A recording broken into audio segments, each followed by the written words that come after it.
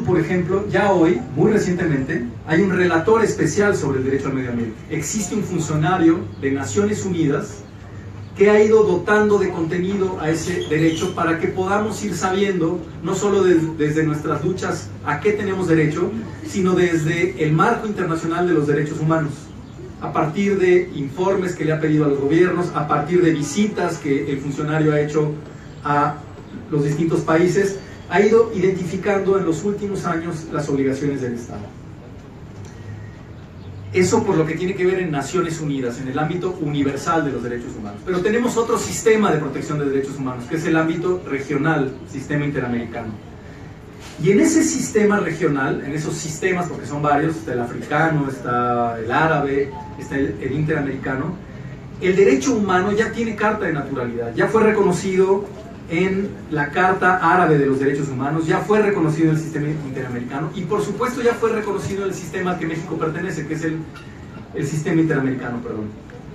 En el Protocolo de San Salvador, en el artículo 11, se reconoce el derecho humano al medio ambiente y la Corte Interamericana de Derechos Humanos ya ha dictado varias sentencias que son obligatorias para México. Y a partir de todos estos documentos se ha ido dotando de contenido. Ya hoy, con más claridad, podemos decir a qué tenemos derecho, y eso es a lo que quiero ir, con eso empezar a terminar. Si ustedes van, entonces esto por lo que tiene que ver en el sistema regional. Si ustedes van a nuestra Constitución, todos y todas lo sabemos, en el artículo 4 está establecido el derecho al medio ambiente. Ahí se señala que toda persona tiene derecho a un medio ambiente para su desarrollo y su bienestar. También se señala que el Estado garantizará el respeto a ese derecho, segunda premisa. Y en tercer lugar, muy importante para nosotros, el daño y deterioro ambiental generará responsabilidades para quien lo provoque. Mandato constitucional establecido en el artículo 4 constitucional. Ahora, eso es todo lo que dice, solo eso. Los derechos humanos en las constituciones suelen ser bastante parcos. Y por lo tanto, lo que nosotros tendríamos que saber es qué más contempla ese derecho. Y si el hecho de que hoy se esté tirando agua potabilizable al drenaje supone una violación del derecho a un medio ambiente sano. ¿Cómo sabemos eso? ¿Cómo podríamos decir que efectivamente eso que están haciendo y que vemos aquí en la coladera, eso es una violación de nuestro derecho al medio ambiente? Bueno, es muy importante saber que en fecha muy reciente, ya les decía yo, es un derecho joven, la Corte Interamericana de Derechos Humanos acaba de dictar una opinión consultiva, la 2317, que es obligatoria para México, para todas las autoridades mexicanas, también para las del gobierno del Distrito Federal, en el que precisa el contenido del derecho, nos dice a qué tenemos derecho. Cuando nosotros ahora preguntemos, bueno, muy bien, el derecho al medio ambiente es la Constitución, pero ¿a qué tenemos derecho? Bueno, la Corte ya nos dijo, a 5 cosas. Ese derecho tiene que ser disponible, o sea, debemos de asegurar la existencia suficiente del recurso. Ya nos dijo el doctor Luis Zambrano que el agua se está acabando en este país y en esta ciudad, sobre todo, y que afectaciones graves a los acuíferos como este incrementa el riesgo de que ya no tengamos la disponibilidad del agua dentro de la lógica del derecho humano al medio ambiente. Por lo tanto, ahí hay una primera vulneración del derecho al medio ambiente. ¿Qué otra cosa dice el derecho humano al medio ambiente? Que las personas debemos poder tener acceso al medio ambiente, acceso físico, acceso económico, que el medio ambiente no sea solo para ricos, sino sea para todos, que se distribuya sin discriminación, otro problema que estamos viendo aquí, el agua para los ricos, la escasez para los pobres, y un tema fundamental, que haya información, que nos digan cuánta agua están tirando, desde hace cuántos litros, de qué calidad. Tenemos derecho a eso. El Estado está obligado a darnos información sobre ese bien ambiental que esta empresa está tirando al drenaje. En tercer lugar, sustentabilidad. Hay que asegurar el bien para las generaciones futuras, para nuestros hijos y para nuestros nietos. Este derrame atenta contra la sustentabilidad del medio ambiente en el tema de agua. Dos elementos más para completar los 5, la calidad del medio ambiente y la adaptabilidad. No me meto con ello. Para cerrar, frente a ese derecho, como frente a todos los demás derechos, el Estado tiene obligaciones. Y en el párrafo 3 del artículo 1 constitucional se señalan las obligaciones, los deberes que tiene el Estado. El Estado tiene el deber de prever, que no se violen los derechos, de investigar cuando se violen, de sancionar a quienes los violen y de reparar los daños. Esos cuatro deberes establecidos en la Constitución, me parece a mí, se relacionan con lo que ustedes están hoy llevando a cabo en esta lucha, lo que Luis también ya ha colocado en esta mesa. Este movimiento tiene propuestas, las ha tenido siempre, para que se cumplan con esas obligaciones constitucionales de sancionar y de respetar. La propuesta que podría construir este movimiento no se está produciendo a partir de ocurrencias y de improvisaciones, es producto del conocimiento, ya nos lo decía doña Phoebe, el conocimiento que tienen los pueblos de su entorno. No hay nadie que conozca mejor sus manantiales que ustedes mismos. Son quienes tienen la memoria histórica de dónde emanaban esos manantiales en los predios. Son sus abuelos y sus padres, se bañaron en estos manantiales, conocían el cauce de ese arroyo somero. Son ustedes, por lo tanto, las primeras personas con mayor capacidad para decir y decidir cómo se gestiona ese bien. Pero además ustedes han acudido a la universidad, han acudido especialistas, y por lo tanto, en un diálogo fecundo con especialistas, están construyendo sus propuestas. Y lo que yo quisiera subrayar es que las propuestas no están no solo construidas de forma improvisada, sino que tienen un fundamento constitucional. Lo que ustedes puedan proponer en diálogo con la universidad tiene un fundamento constitucional. La obligación de reparar lo que aquí se ha producido y que hoy ustedes están exigiendo está fundado en el marco legal, tiene un conocimiento en la norma que tiene la máxima jerarquía, y por lo tanto las autoridades tienen el deber y la obligación de escucharlos para solucionar este problema en el que también ellos nos han metido. Muchas gracias.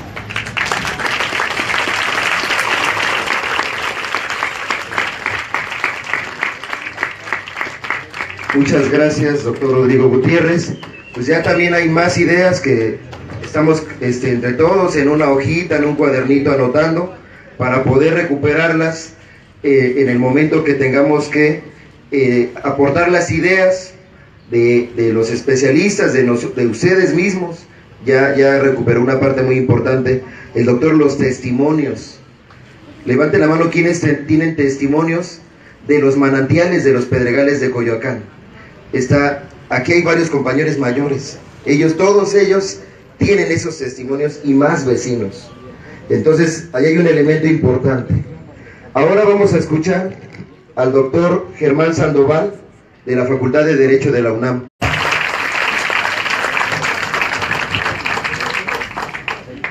Muchísimas gracias a todos, a todas. De igual manera que mis colegas, predecesores, me siento muy honrado de estar en este foro. Me siento muy honrado por la invitación, pero sobre todo como formar parte de un movimiento con tanta dignidad. Al respecto, agradezco mucho la oportunidad de justamente hacer un mandato universitario, hacer que la universidad venga al pueblo y el pueblo vaya a la universidad. De otra manera, de orden político. Afortunadamente, este movimiento, en lo poco y mucho que le he conocido, ha notado una capacidad bastante pródiga de inexistencia de estos mandatos políticos. He ahí un punto de dignidad, un punto de que hay que subrayar, pero también hay que notar como un gran problema ante el diálogo institucional. En más de una ocasión hemos estado justamente a la parte dialógica frente a muchas autoridades tratando de buscar soluciones jurídicas. Y lo clásico de estas grandes juntas con algunos tipos de personas o autoridades. Solamente tenemos autoridades que no han sido sino operativos y que no tienen capacidad de decisión. Bajo ese argumento, la fundamentación del orden dialógico entre el movimiento social y las autoridades no logran ningún tipo de consecuencia al interior de la solución del problema. Por eso hay una necesidad jurídico. El tiempo político nos queda claro que el propio plantón que se instaló ya desde hace varios meses en segunda ocasión y las reuniones que hemos tenido con las autoridades han gestionado un cierto desgaste. Sí, es notable también que ha habido un desgaste no solamente para la propia inmobiliaria, que nos siguen diciendo que sigue al 95% de concluido el proyecto Cantera. Lo mismo dijeron hace 6 meses, que tenían un proyecto Cantera concluido al 95%. Ya platicará el doctor Escolero con ustedes de las posibles razones de por qué no hay un cumplimiento del 100%. Y ante ese punto, también vale la pena decir que las autoridades, al menos en concertación política, nunca han gestionado ningún tipo de personas que hayan tenido decisión real sobre la autoridad de medio ambiente del Distrito Federal. En el caso, SEDEMA ha sido absolutamente omisa, ha sido absolutamente silente. SEDEMA es uno de los principales colaboradores de este ecocidio y del desperdicio de agua. Peca tanto el que lleva la vaca como el que le agarra la pata. Y SEDEMA justamente no solamente lleva la vaca, permite que se tire el agua, genera un silencio y no existe ningún tipo de diálogo con esta autoridad. Obviamente los tiempos jurídicos y en su momento tenemos un tipo de acción singular. El movimiento político ha seguido su cauce y al día de hoy no se trata tanto de establecer los tipos de producción y reproducción del orden jurídico, sino más bien de soluciones. Como en varias ocasiones se lo hemos dicho a concertación política, estamos dialogando, aún no estamos peleando. Y la idea en dialogar es gestionar, razonar, producir alternativas. Y en esas alternativas me parece muy claro que hay que dar cuenta del proceso histórico de todo este desarrollo. Primeramente, la idea de la primera denuncia que se solucionó por parte de PAOT en septiembre del 2016, la consecuente evidencia y nueva denuncia de 2017 por parte del movimiento social que está siendo conocido y que falta todavía por resolverse, nos deja algo muy en claro. Las autoridades han sido totalmente omisas. Sus lentos y tediosos procedimientos están gestionando un cansancio no solamente en el movimiento social, sino ante las propias autoridades, porque hay una propia noción de inexistencia de responsabilidades que es necesario gestionar y producir como un nuevo punto de ataque. En esta noción ha habido un gran aprendizaje en estos días. Han sido quizás 6 meses en donde se ha tratado de conciliar, en donde se ha tratado de establecer un diálogo con las autoridades. Y en esa gestión, tanto dialógica como productiva, quizás no hemos podido avanzar demasiado en cuanto a la defensa de los derechos fundamentales que se han planteado, pero hemos podido darnos cuenta de las acciones y omisiones de las que son parte todas estas autoridades e incluso el propio consorcio de Quirogas. Insisto, en esta charla no vamos a hablar de las acciones y de los procesos, solamente estamos dialogando para tratar de configurar una alternativa que sea posible. Y ante esa alternativa posible, de esta misma manera, en este foro, invitamos a que las personas de Quirogas, a que los personajes esenciales de concertación política, de la misma manera que siempre lo hemos hecho, de manera pacífica, de manera amigable, se gestione una solución en donde jurídicamente todos salgamos ganando. Por ejemplo, una donación, que nos donen el terreno. Finalmente van a construir más desarrollos inmobiliarios. Y hay algo que debe quedar muy claro justamente tanto a las autoridades como a la propia inmobiliaria. Todavía el proyecto Cantera no ha quedado resuelto, después de casi un año. Y en esa propia lógica tiene otros puntos de desarrollo en esta zona de Pedregales y en el sur de la ciudad. Por algo no le ha sido fácil construir y algo debe de quedarle bien claro. no le va a ser fácil construir en los demás. Bajo esa lógica, el propio punto de partida es dialogar, generar un punto de acuerdo, un punto de racionalidad en donde la propia inmobiliaria se siente con las autoridades y también, por supuesto, con el orden social, y podamos gestionar una propia solución que nos lleve al respeto de estos derechos fundamentales y a la concertación de un diálogo. Voy terminando solamente con una noción. Hay muchos problemas por resolver. Las responsabilidades de quien tira el agua, se tratan de un delito, no hay delitos que perseguir, responsabilidades administrativas, la idea de las evaluaciones sobre ciertos impactos, los permisos. No es momento de discutirlo. El momento de discutir son las soluciones, y en estas soluciones nos queda abiertamente algo que hemos reiterado una y otra vez ante las propias juntas de concertación política. Detengan la obra, suspendan y tengamos una nueva solución creada horizontalmente por los vecinos y académicos y, por supuesto, los intereses del gobierno. Y los intereses de este gobierno deben de ser el bien común, no solamente los bienes particulares de quien ya sabemos. Muchas gracias.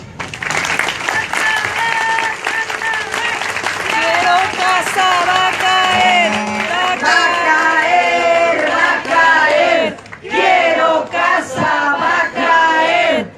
Estudiar, aprender, para el pueblo defender.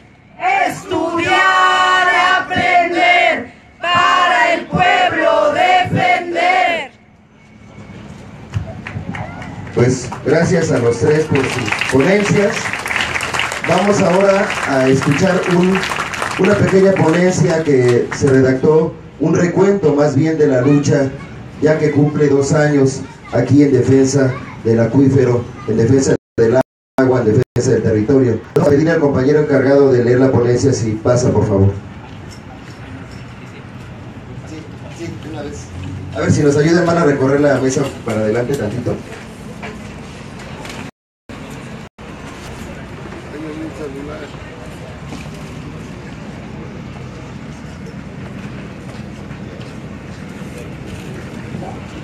Las sillas están bien, ya nada más. A ver, a lo mejor otro poquito más, si se puede recorrer la mesa.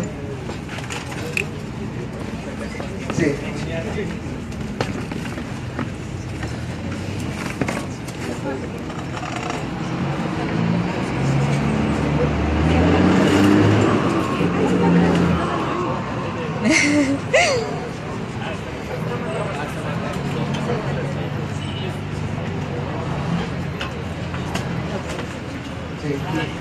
Sí, me parece que ya quedó resuelto, ¿no?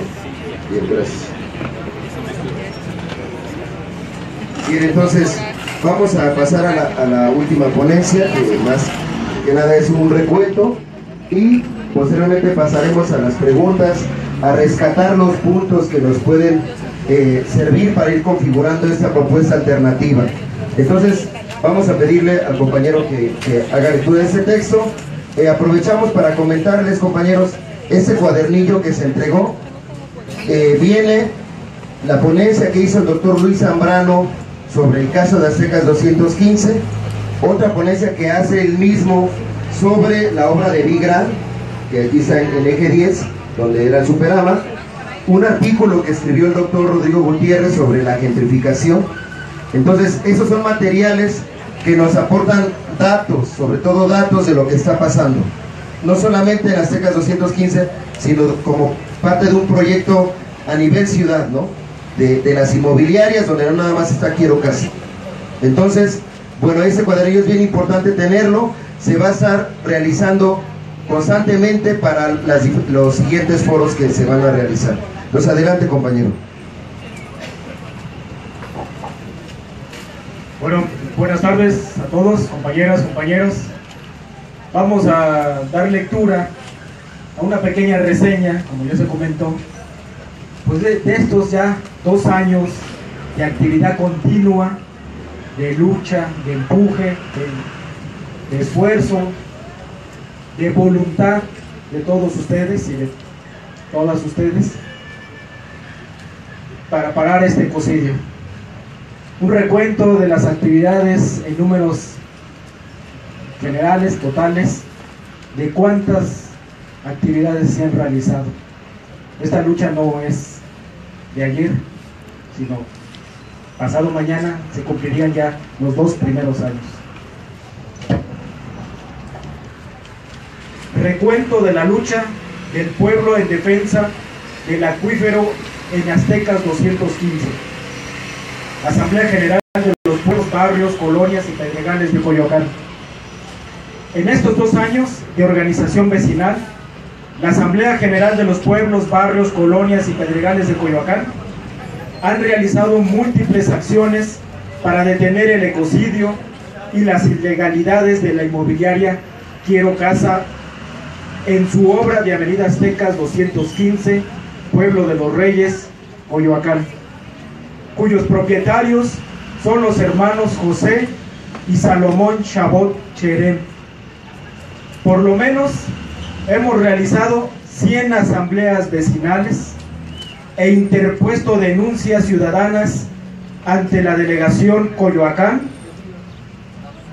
SACMEX, Sistema de Aguas de la Ciudad de México, SEDEMA, Secretaría del Medio Ambiente, la PAOT, Procuraduría Ambiental y Ordenamiento Territorial, SEDUBI, Secretaría de Desarrollo Urbano y Vivienda, la Secretaría de Seguridad Pública, Comisión de Derechos Humanos del Distrito Federal. Hemos reivindicado la lucha popular con los 380 días de plantón en defensa del agua, la vida y el territorio.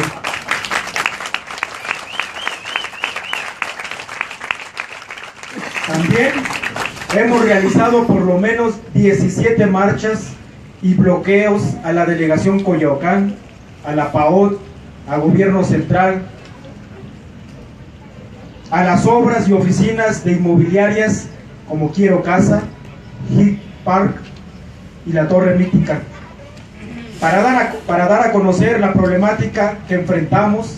La Asamblea ha dado testimonio en más de 50 foros de denuncia realizados en diversos lugares, visitado 8 estaciones de radio, ha logrado impactar en múltiples notas periodísticas, en medios escritos y digitales. Hemos tenido que protestar en 2 foros de renombre internacional y entregado pruebas y testimonios al grupo de trabajo sobre empresas y derechos humanos y al relator especial sobre agua y saneamiento de la ONU.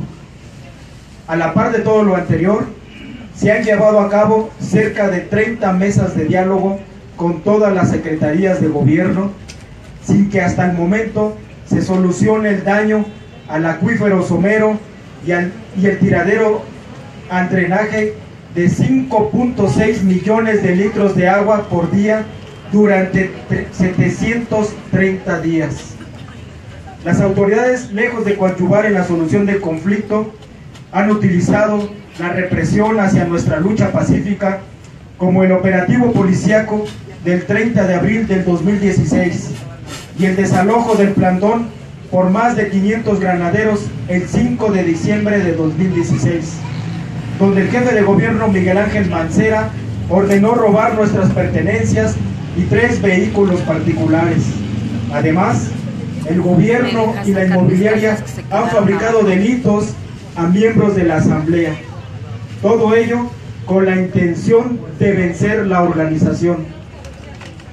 Pese a todo ello, el esfuerzo organizativo de la Asamblea ha tenido un logro fundamental: el estudio técnico sobre el origen del agua que realizó el equipo del doctor Óscar Escolero del Instituto de Geología de la UNAM. Estamos seguros que sin la movilización social no se hubiera logrado dicho estudio y que hoy en día el conocimiento del acuífero somero es una herramienta muy importante, no solamente para la defensa de las aguas subterráneas y de nuestro territorio, sino para la defensa del medio ambiente en toda la Ciudad de México, que día a día es destruida por el cártel inmobiliario y comercial coludidos con toda la clase política. Como movimiento social hemos aprendido